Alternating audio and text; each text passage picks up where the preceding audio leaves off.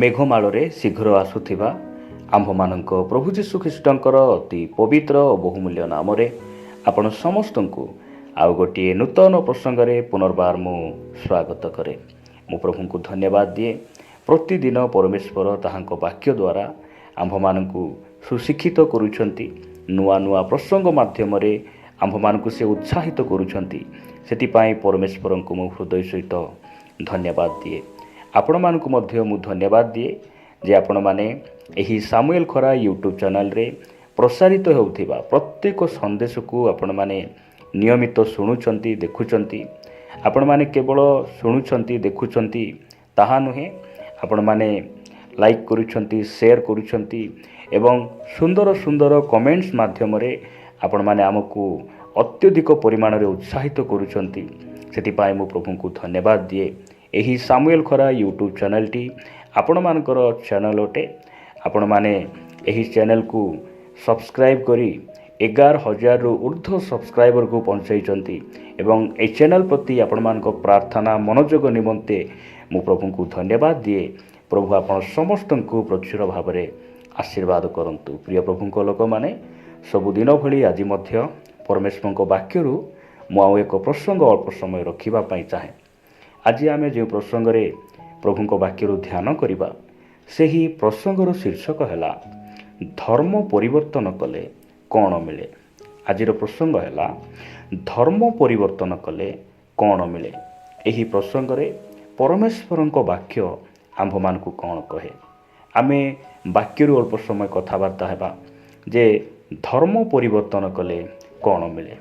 ଏହି ଦିନମାନଙ୍କରେ ଆପଣମାନେ ନିଶ୍ଚିତ ଭାବରେ ଶୁଣିପାରୁଥିବେ ଯେ ନ୍ୟୁଜ୍ ଚ୍ୟାନେଲ, ସୋସିଆଲ ମିଡ଼ିଆ ମାଧ୍ୟମରେ ବିଭିନ୍ନ ଲୋକମାନେ ଆମ୍ଭମାନଙ୍କ ଖ୍ରୀଷ୍ଟିଆନ ସମାଜର ଲୋକମାନଙ୍କୁ ବିରୋଧ କରି, ପ୍ରଭୁ ଯୀଶୁଖ୍ରୀଷ୍ଟଙ୍କୁ ସେମାନେ ବିରୋଧ କରି ଧର୍ମ ପରିବର୍ତ୍ତନ ନାଁରେ ବିଭିନ୍ନ ବାଦାନୁବାଦ ଗୁଡ଼ିକ ଆମେ ଶୁଣିବାକୁ ପାଉ।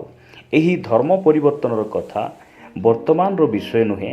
ଅନେକ ବର୍ଷ ଧରି ଧର୍ମ ପରିବର୍ତ୍ତନ ନାଁରେ ସେମାନେ ବିଭିନ୍ନ ମିଥ୍ୟା ଅଭିଯୋଗ ଗୁଡ଼ିକ ଆଣନ୍ତି।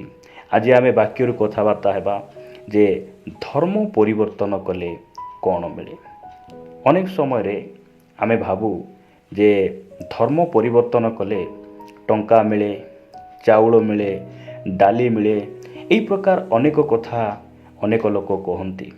ପ୍ରିୟ ପ୍ରଭୁଙ୍କ ଲୋକମାନେ, ବାଇବେଲ ଆମ୍ଭମାନଙ୍କୁ ଧର୍ମ ପରିବର୍ତ୍ତନ କରିବା ପାଇଁ ଶିକ୍ଷା ଦିଏ ନାହିଁ।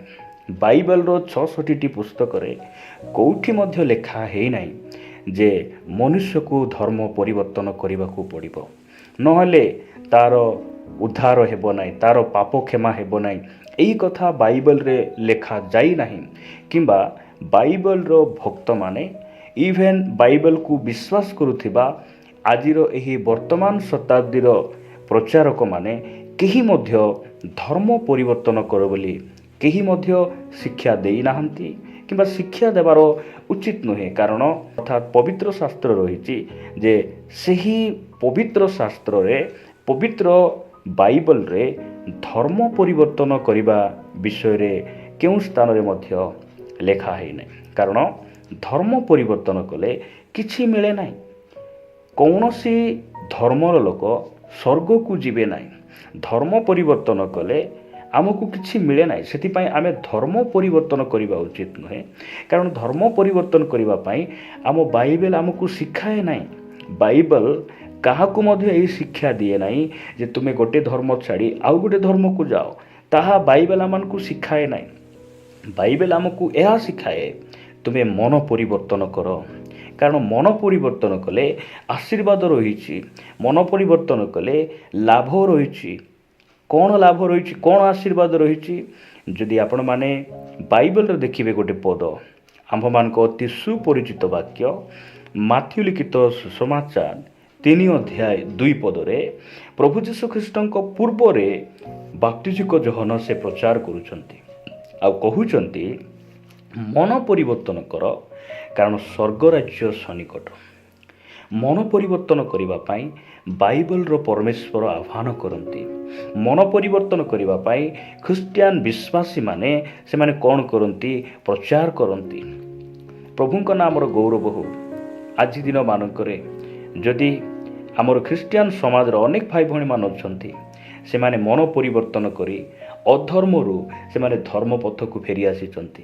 ଯଦି ସେମାନେ ମନ ପରିବର୍ତ୍ତନ କରିନଥାନ୍ତେ, ଆଜି ଆମେ ଗୋଟିଏ ଶାନ୍ତିର ବାତାବରଣ ମଧ୍ୟରେ ଆମେ ବସବାସ କରିପାରିନଥାନ୍ତୁ। ଆମ ଗାଁରେ ସାହିରେ ଆଜି ଯେଉଁ ପ୍ରେମରେ, ଶାନ୍ତିରେ, ଆନନ୍ଦରେ ଖ୍ରୀଷ୍ଟିଆନ ଭାଇ ଭଉଣୀମାନେ ବସବାସ କରୁଛନ୍ତି, ସେହି ପ୍ରକାର ସେମାନେ ନଥାନ୍ତେ। ଯଦି ଧର୍ମ ପରିବର୍ତ୍ତନ କରିଥାନ୍ତେ ତାହେଲେ ସେମାନେ ସେ ପ୍ରକାର ନଥାନ୍ତେ। ସେମାନେ ଧର୍ମ ପରିବର୍ତ୍ତନ କଲେ ନାହିଁ, ସେମାନେ ମନ ପରିବର୍ତ୍ତନ କଲେ। ଧନ୍ୟ ସେ ପରମେଶ୍ୱର ଆମକୁ ଏହି ବାକ୍ୟ ଦେଲେ, ଏହି ବାଇବଲ ଦେଲେ, ଆଉ ମନ ପରିବର୍ତ୍ତନ କରିବାର ସୁଯୋଗ ସେ ଦେଇଛନ୍ତି। ଯଦି ଆପଣମାନେ ପ୍ରଭୁ ଯୀଶୁଖ୍ରୀଷ୍ଟଙ୍କର ପ୍ରଚାରକୁ ଦେଖିବେ, ପ୍ରଭୁ ଯୀଶୁଖ୍ରୀଷ୍ଟ ମାଥ୍ୟୁ ଲିଖିତ ସୁସମାଚାର 4 ଅଧ୍ୟାୟ 17 ପଦରେ ତାଙ୍କର ସେବା କାର୍ଯ୍ୟ ଆରମ୍ଭ କରିବା ସମୟରେ ସେ କ'ଣ କହୁଛନ୍ତି? ସେହି ସମୟଠାରୁ ଯୀଶୁ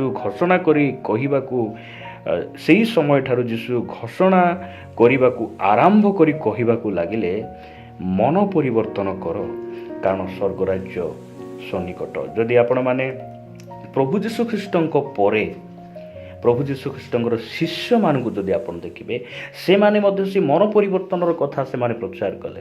ପ୍ରେରିତ ପୁସ୍ତକ 2 ଅଧ୍ୟାୟ 38 ପଦରେ ଲେଖାଗଲା, ତେଣୁ ପିତର ସେମାନଙ୍କୁ କହିଲେ, ଆପଣମାନଙ୍କ ମନ ପରିବର୍ତ୍ତନ କରନ୍ତୁ ଆଉ ନିଜ ନିଜ ପାପ କ୍ଷମା ନିମନ୍ତେ ପ୍ରତ୍ୟେକ ଜଣ ଯୀଶୁଖ୍ରୀଷ୍ଟଙ୍କ ନାମରେ ବାପ୍ତିଜିତ ହୁଅନ୍ତୁ, ତାହେଲେ ଆପଣମାନେ ପବିତ୍ର ଆତ୍ମାଙ୍କର ଦାନ ପ୍ରାପ୍ତ ହେବେ। ପ୍ରଭୁଙ୍କ ନାମର ଗୌରବ ହଉ। ତାହାଙ୍କର ଶିଷ୍ୟମାନେ ମଧ୍ୟ ସେମାନେ କ'ଣ କଲେ?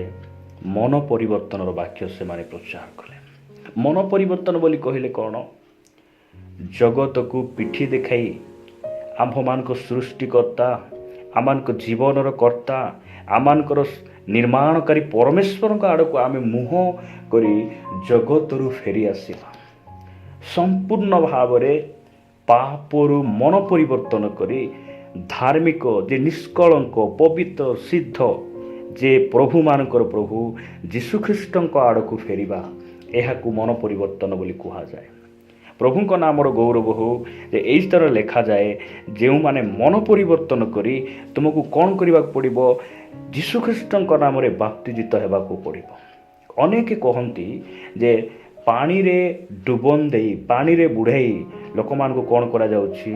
ଧର୍ମ ପରିବର୍ତ୍ତନ କରାଯାଉଛି। ପ୍ରିୟ ଭାଇ ଏବଂ ଭଉଣୀମାନେ, ଯେଉଁମାନେ ମୋତେ ଶୁଣୁଛନ୍ତି, ବାପ୍ତିସ୍ମ ନେବା ଏହା ଧର୍ମ ପରିବର୍ତ୍ତନର ଚିହ୍ନ ନୁହେଁ।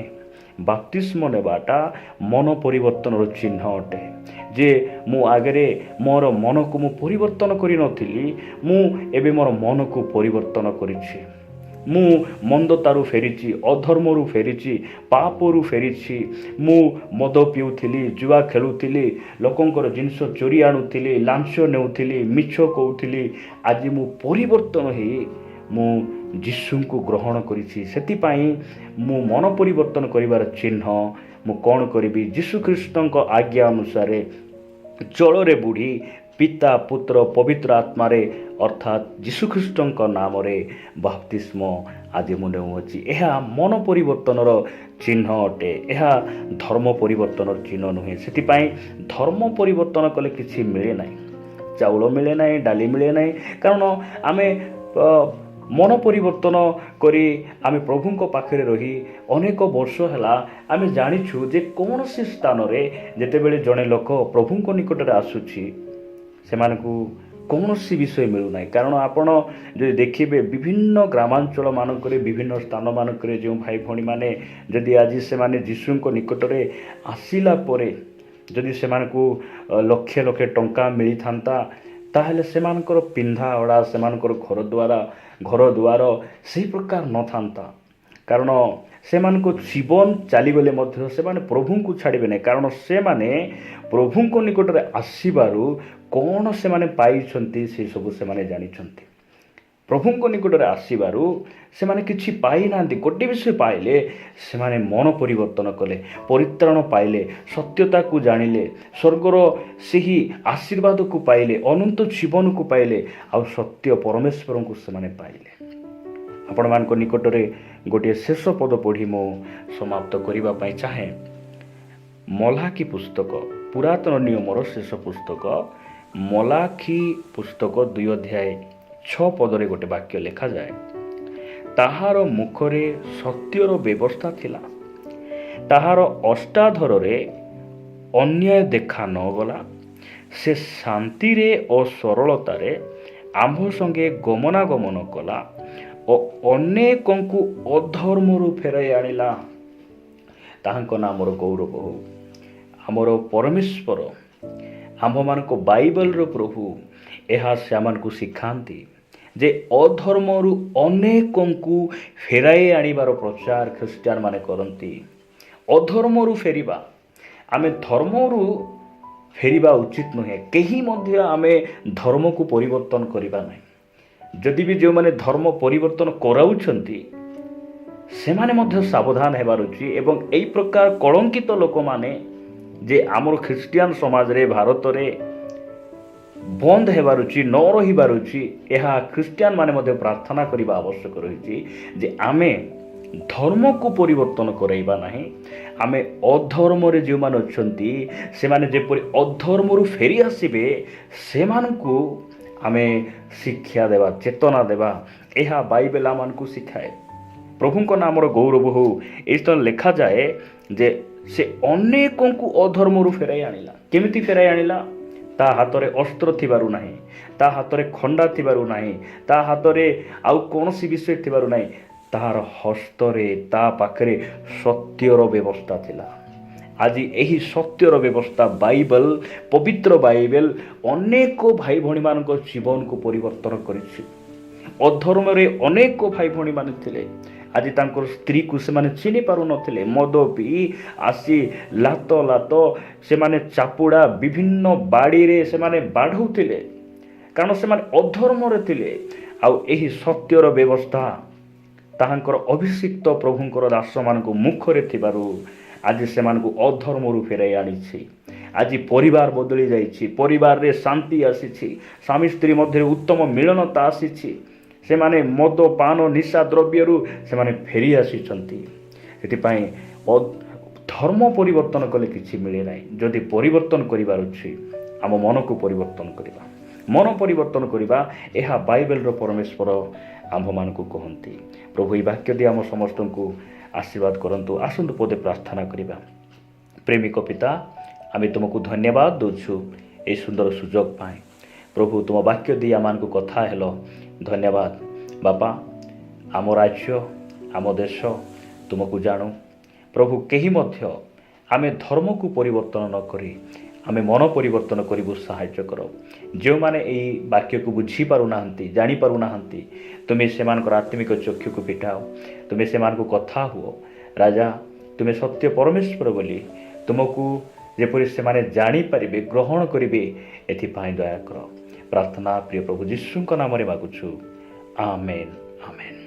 ପ୍ରଭୁଙ୍କ ନାମର ଗୌରବ ହଉ। ପ୍ରଭୁ ଆମ ସମସ୍ତଙ୍କୁ ଆଶୀର୍ବାଦ କରନ୍ତୁ।